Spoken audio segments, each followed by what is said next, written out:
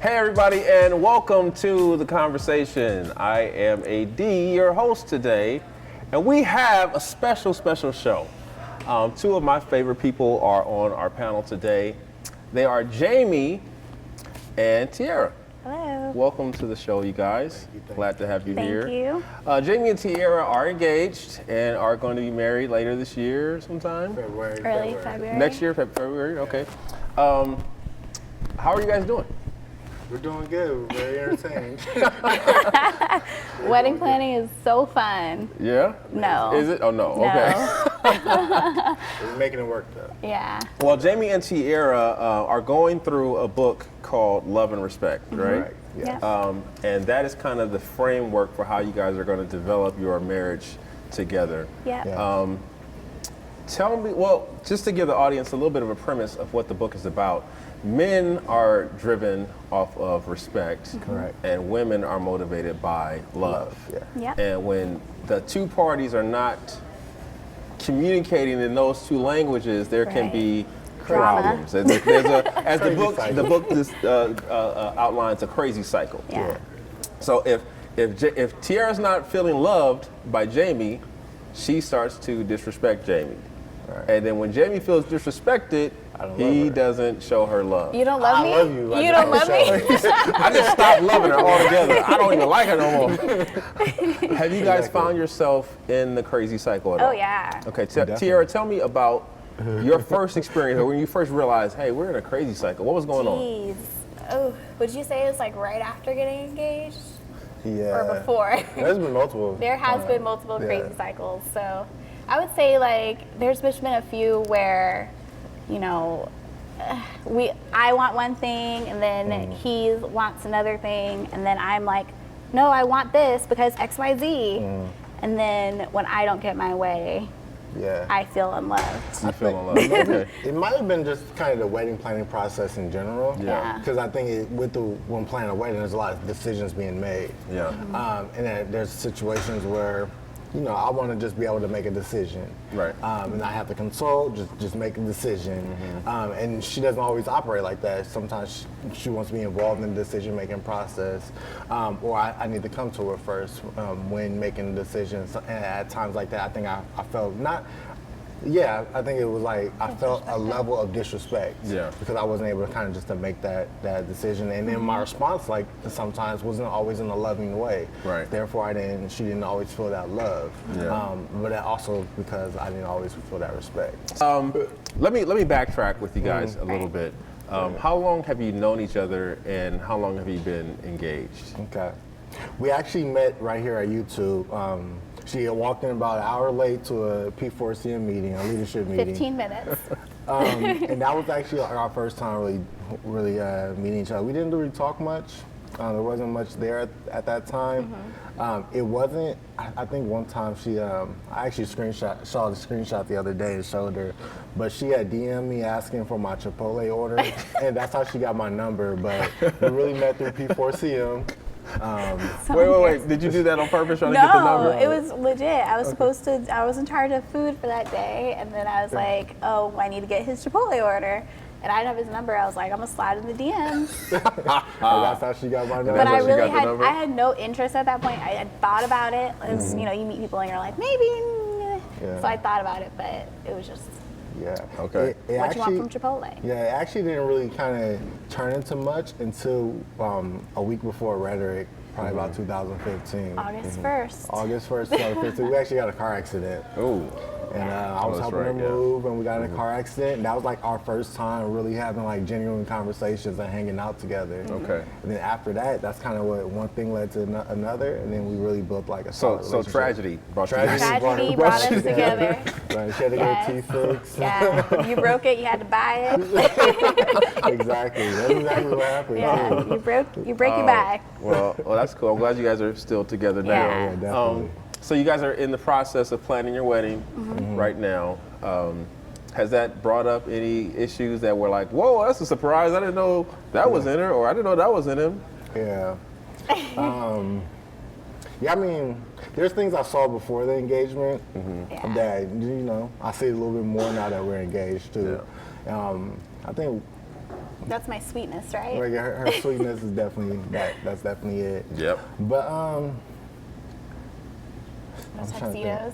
Yeah, the tuxedos. Yeah. What happened with the tuxedos?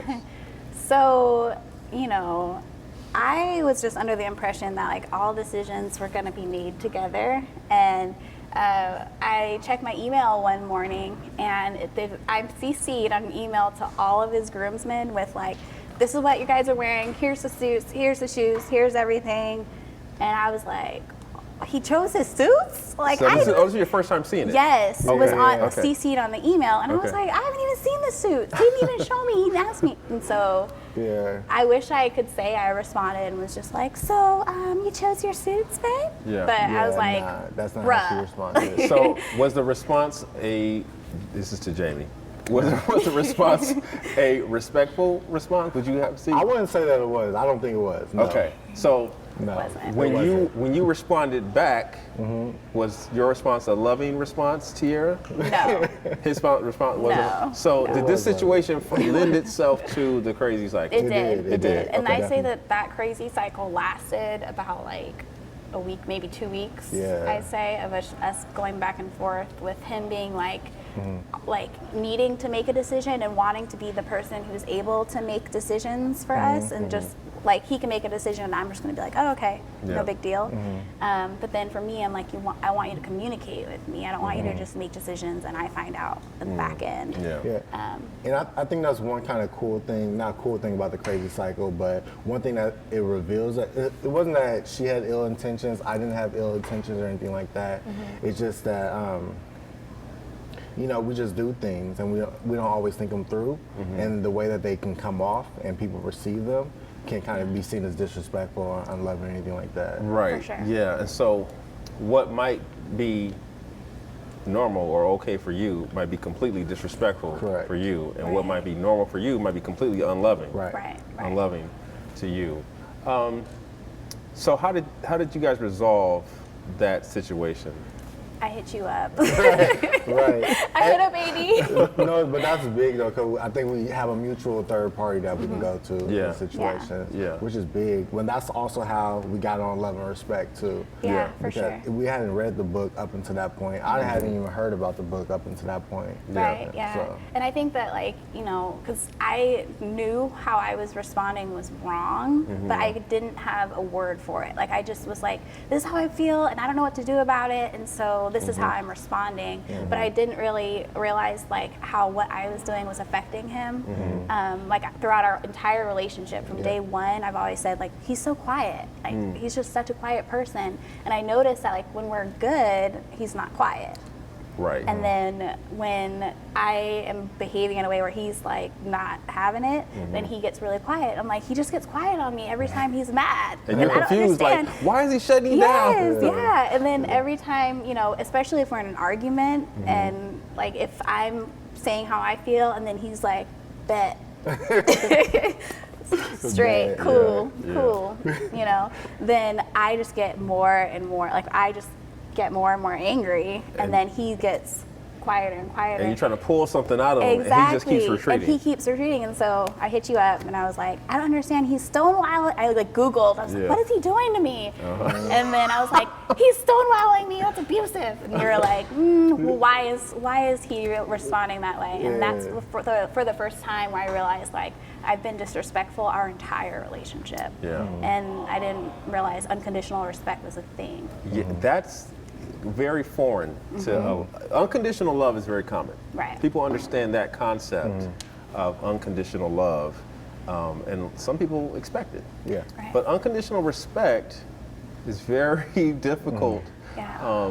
for a lot of women to Oh yeah. adopt and accept as normal. Yeah. Like unconditional. What do you mean unconditional? You got to earn this. Right. You don't yes. just get You ain't acting unconditional right. respect, but you want me to love you. Yeah. Despite your activity, despite your behavior, you want love. Right. But I got to earn all this. Respect, Yeah, right. it's a very foreign, Yeah, for sure. foreign concept. Yeah. So, how are you guys now at dealing with that? That was how in the beginning. Yeah, yeah. you find yourself in a crazy cycle often. Now that T-Aira, you have an understanding of the unconditional respect concept, and you, Jammie, we didn't really talk about it, the unconditional love concept on your side. But how are you guys doing now? And I do want to talk to you about unconditional love. But yeah, I think we're doing a lot better now. I think I definitely had to grow through a lot of things, especially when it comes to the crazy cycle. One thing the book talks about is though that like your partner, she might say she's disrespectful in a situation. She doesn't like control how I respond. She can affect how I respond, but I still have a responsibility to be loving to her.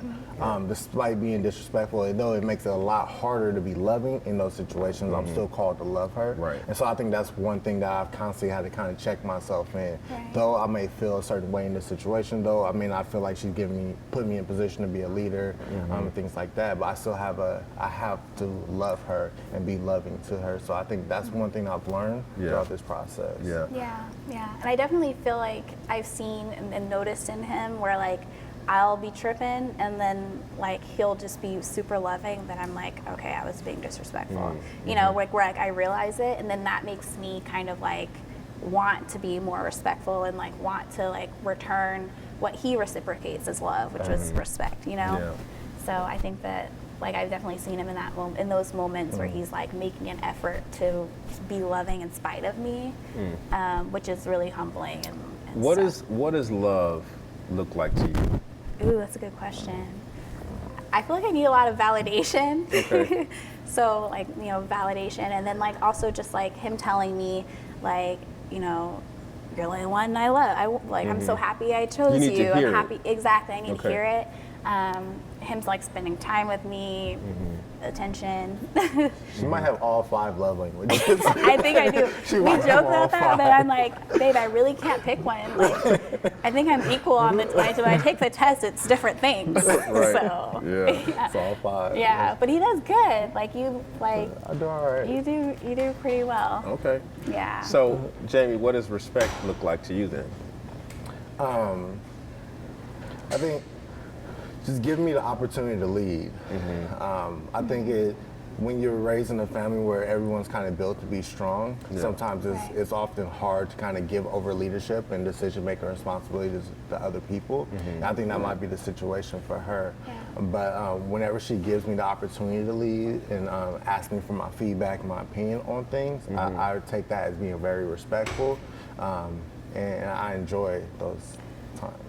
For real. Like I find, and I also find like in that, it's like I've noticed the times when I've been like, you know, thank you for Jammie for like how you're preparing for our future together. Like he just does things that like I would never, like, oh, we need to have a budget for after we get married. And like I would just have never done that. And he does really like well with like preparing for our future and kind of thinking. So when I express that and kind of think like, you know, of the things that he's doing to take care of me, to protect me and protect our future together. Like, I feel like it's like he responds how I respond when he's like, oh, you're beautiful. Like, I love you, you know? So that's been interesting too. Yeah, so have you found yourself manipulating that a little bit? No, no. That's not, no. Let me clarify. When I say manipulation, I know that's a negative, has a negative connotation.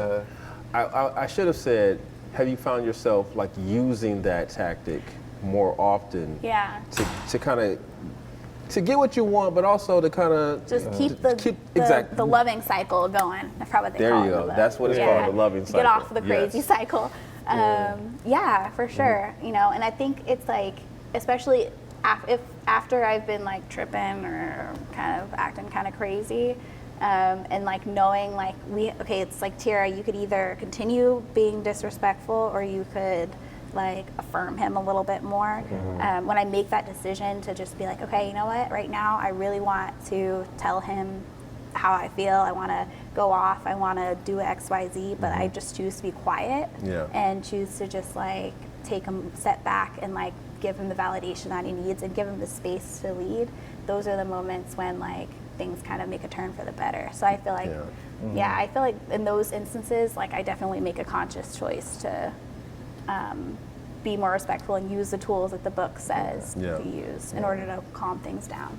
Yeah, I think another important thing is just because she has like a loud personality, or that because she's like she speaks her mind, that's not a form of disrespect. Those type of things. Sometimes I think she doesn't have to sit back and be quiet all the time. Right. That's not what that book is calling for. Right.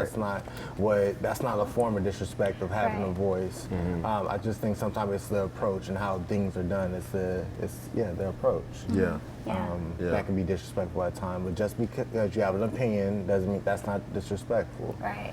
But it's like also knowing when to voice the opinion. I think that's where what I'm learning through personally is like, when do I need to give you my opinion and feedback, and then when do I just need to be like, okay, he's working through it, and let him do that.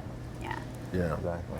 You know, I think both parties just want to feel heard and feel like a priority. Yeah. Right. You know, if both parties are making each other feel like you are important, what's your desires are important to me, so much more so than even my own desires. Yeah. When both parties have that as the framework, then the relationship flourishes. For sure. You know, For when sure. it's lopsided on one end, then there could be Yeah. problems. Yeah. If you guys have been engaged for what now, 6-7 months? January. January. Okay, so good. Maybe 5, 4. For the couple that is about to get engaged, looking at you, I'm sorry. what would you tell them? Like, watch out for this. Elope. Don't fall into this trap. She said elope.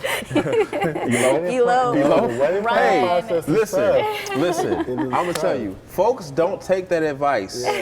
They should, Right. but they don't take it. Yes. A lot of people weddings told are us expensive. to just elope, and you bypass a lot of like family drama, arguments. But I mean, honestly though, I do think that engagement does lend itself to a lot of like just learning experiences and helps you. It's kind of like a training. I think you said that too. It's like engagement is like a training for marriage. It is, yeah. And especially wedding planning within that period.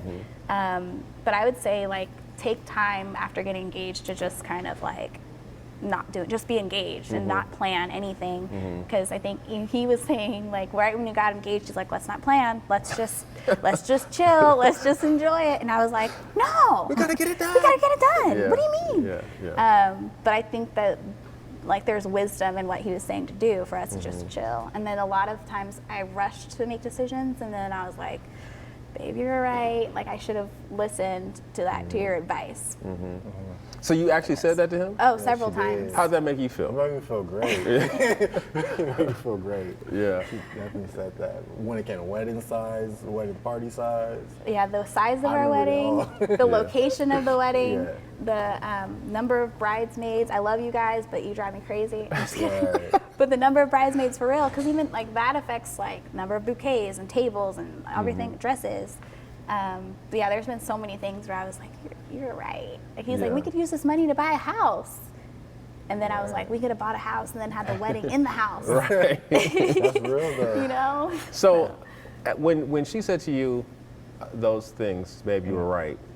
At that point, you felt good. And I did. Let me ask you this: did it matter then that okay, we already made the decisions, or were you just fulfilled with the fact that she acknowledged me? Yeah, I think I felt best. I felt good because she acknowledged it. Yeah. She acknowledged that. It didn't even matter that that's the decision that was already made. We don't have to go back and try to undo it. It's just Nah. She you acknowledged it. I feel vindicated, you know, so to speak, or I feel respected and affirmed. Yeah. And now we can just move forward, even though we're going to move forward with that decision. But Yeah. I feel like we're together now on this thing. And then all our future decisions she'll allow me to make. So yeah, you got some more credibility. Right. We'll see. She's like, hold on. Right. I didn't I say just all can't wait that. for these groomsmen to get their suits. Right. Yeah. That's funny. I think the one advice I have though for engaged couples, and it was advice that was given, I don't know if it was to both of us or just to me when we first started dating, but to be intentional. Yeah. I got that advice. I think you gave me that advice, and as well as TQ gave me the advice, just to be intentional about the relationship.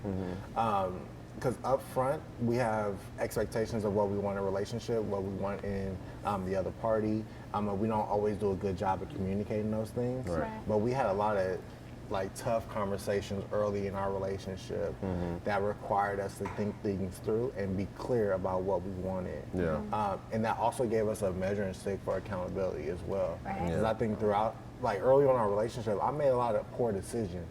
And because I was clear with my expectations at the beginning, she was able to go back to what those expectations were and hold me accountable to them. Yeah. So I think that's really, really important. Yeah, I couldn't agree with you more. Especially for the man in the relationship, if you're going to be in the position of headship or leadership, you have to be clear about what your intentions are, where you're trying to take this young lady, and then, because that's your standard now. Yeah, exactly. You know, that's now your standard. If she sees you veering off and going this way, she's gonna like, but we said this is what it was. Yeah, right. And you're kind of veering off. And then at that point, you can't feel disrespected by that because it's something you said. Yeah, you know what I'm me. saying? Right. Something you said. You guys are awesome, man. Thank you. You guys are awesome. I have great expectations for you both. You guys both love the Lord, are committed to Him, and are committed to each other. Keep Him at the center of your relationship, like so crucial. Yeah. I cannot stress that enough. Yeah. Like, Jammie, take time and spend it in your word, dude, alone. Like, just get into it. Because it's going to keep you. It's going to keep you. There's going to be some tough times in marriage that are like, really? This is happening. And you're going to question, did I make the right decision?